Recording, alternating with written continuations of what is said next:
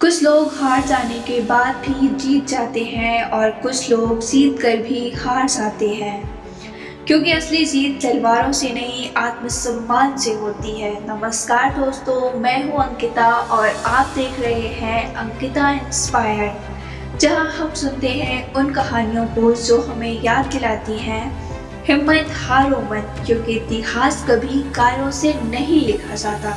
तो चलिए शुरू करते हैं एक ऐसी कहानी जिसके हर पन्ने में एक शब्द लिखा है स्वाभिमान।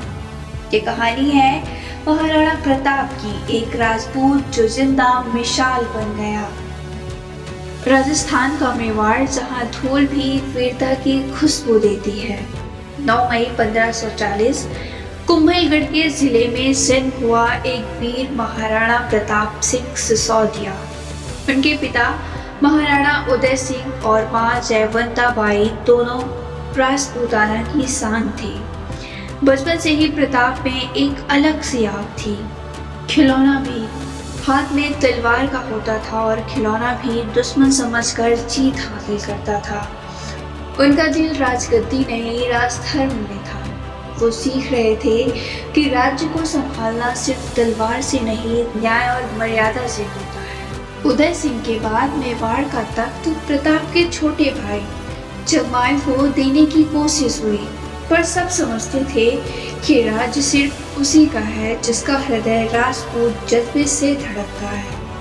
सेनापति और प्रजा के कहने पर महाराणा प्रताप ने मेवाड़ का राज्य संभाला और अपना पहला संकल्प लिया, मैं मुगलों के सामने कभी नहीं झुकूंगा। उस दौर में अकबर पूरे हिंदुस्तान पर अपनी छाप छोड़ रहा था। मेवाड़ पर वो जमीन थी जहां एक वीर अब भी स्वतंत्रता की मसाल लेकर खड़ा था। अकबर ने कई बार संदेश भेजा, राणा हमसे संधि कर लो और मुगल साम्राज्य का हिस्सा बन जाओ, पर महाराणा प्रताप का जवाब हमेशा एक ही था, जिस मिट्टी ने मुझे जन्म दिया उसके सामने झुकना सीखा है, किसी सम्राट के सामने नहीं। ये जवाब था एक ऐसे राजपूत का जो अपनी जमीन के लिए पूरे संसार से लड़ने को तैयार था। 1576 हल्दी घाटी, पहाड़ियों और खेतों के बीच लिखी गई वो कहानी जो हर राजपूत के खून में गूंजती है।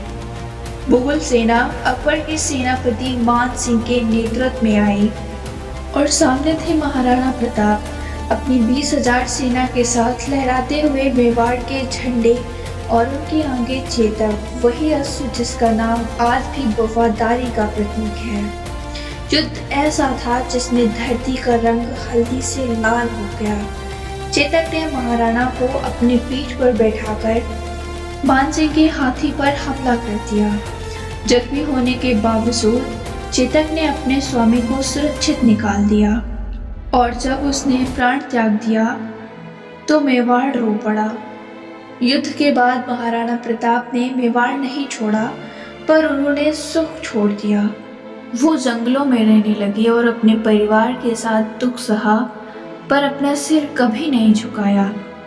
एक बार उनकी बेटी ने जब रोटी मांगी और घर में आटा नहीं था, तो महाराणा ने कहा, मेरे बच्चों, ये भूख भी मेवाड़ की इज्जत के लिए है। जिस दिन हम झुक गए उस दिन ये भूख बेकार हो जाएगी। सालों के संघर्ष के बाद महाराणा प्रताप ने मेवाड़ का बड़ा हिस्सा वापस जीत लिया, अपने राज्य को, अपनी मर्यादा को और अपने नाम को अमर कर दिया। 19 जनवरी 1597 जब उनका देहांत हुआ तो अकबर ने भी कहा, आज हिंदुस्तान ने अपना असली राजपूत खो दिया। महाराणा प्रताप ने अपने जीवन से दुनिया को सिखाया कि वीरता का मतलब जीत नहीं, कभी न झुकना होता है। वो मारे गए पर हरा नहीं पाया कोई, क्योंकि जिन्होंने अपनी आत्मा के साथ समझौता नहीं किया वो कभी मरे नहीं, वो कहानी बन गए। महाराणा प्रताप ने सिर्फ युद्ध नहीं जीता, उन्होंने मानवता और मर्यादा को जीता। और शायद इसीलिए जब भी कोई अपने स्वाभिमान के लिए लड़ता है, कहीं न कहीं उनके दिल में एक आवाज गूंजती है, मैं महाराणा प्रताप हूँ।